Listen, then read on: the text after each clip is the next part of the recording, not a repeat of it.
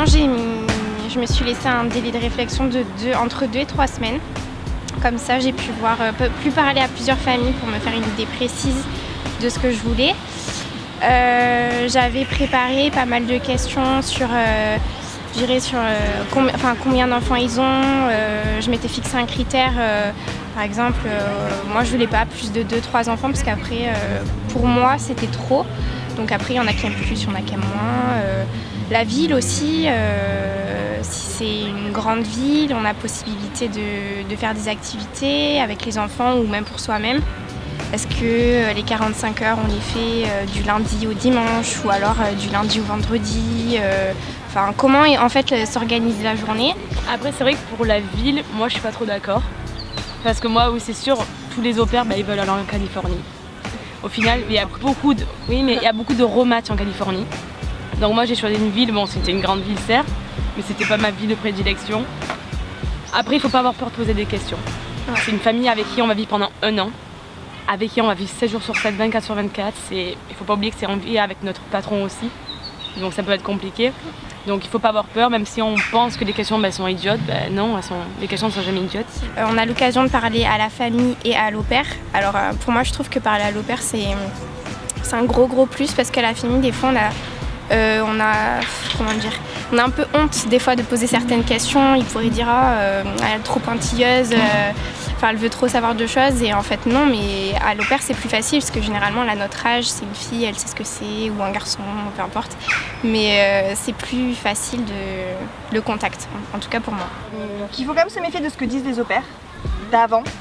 Moi en tant que j'étais la première au-pair et c'est vrai que pour parler avec celle qui a pris ma suite, j'étais un petit peu réticente dans le sens où elle allait prendre ma place, elle allait prendre ma vie, voilà. Et du coup c'est un peu, j'avais pas forcément envie de tout lui dire. Premièrement parce qu'il faut aussi qu'elle se fasse son idée et qu'elle découvre par elle-même et tout. Donc je pense que c'est plus important alors c'est important de parler avec l'ancienne au-pair effectivement, mais il ne faut pas se baser que sur son expérience à elle aussi. Il faut aussi poser des questions à la famille. Oui, après c'est sûr qu'il y a des personnes comme vous qui avaient eu la chance d'avoir une au-pair à qui parler. Moi ça faisait 3 ans qu'ils n'avaient pas eu d'au-pair. Et j'étais en fait tous les au-pairs qu'ils ont eu les précédentes années, ils en ont eu 7 avant moi. Elles sont toutes parties à 25 ans. Je suis partie à 18 ans. D'accord, je pouvais poser des questions par rapport à la famille, mais l'expérience serait différente, j'avais pas le même âge. Donc c'est vrai que c'est bien de poser des questions, mais après je pense que c'est un coup de chance aussi. Les personnes peuvent faire semblant d'être bien et au final on se retrouve aussi. C'est ça, des fois même en posant beaucoup de questions, on peut quand même avoir une mauvaise surprise. Moi j'ai matché avec ma famille très longtemps avant de partir, donc j'avais eu plein de mails avec ma host et tout, ça se passait super bien, ça avait l'air vraiment d'être la famille parfaite. Et en fait en arrivant sur place, on se rend compte que c'est pas forcément aussi idéal que ça. Des fois. Ouais, voilà. Il faut pas... Ouais, c'est pour ça, il faut bien poser beaucoup de questions. Ouais, faut pas avoir peur. Il faut vraiment leur poser les bonnes questions parce que moi je pense que j'ai peut-être pas assez approfondi et en tout cas celle qui était à l'époque, elle m'a pas dit la réalité de ce qu'elle vivait, de la façon dont elle s'entendait avec ma host. Quand je suis arrivée, je me suis rendu compte qu'en fait elles se détestaient toutes les deux et oui, mais les deux me l'avaient dit.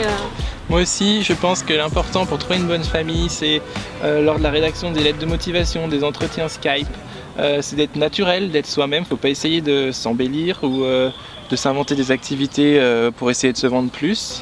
Il faut vraiment être soi-même pour pouvoir trouver une famille en adéquation avec ce qu'on aime ou ce qu'on n'aime pas.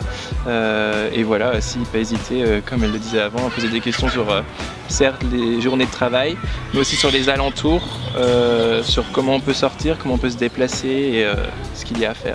Parce qu'il y a aussi la vie d'au-pair qui ne travaille pas. Poser des questions, c'est quand même une des clés pour s'assurer de passer une bonne année, quoi.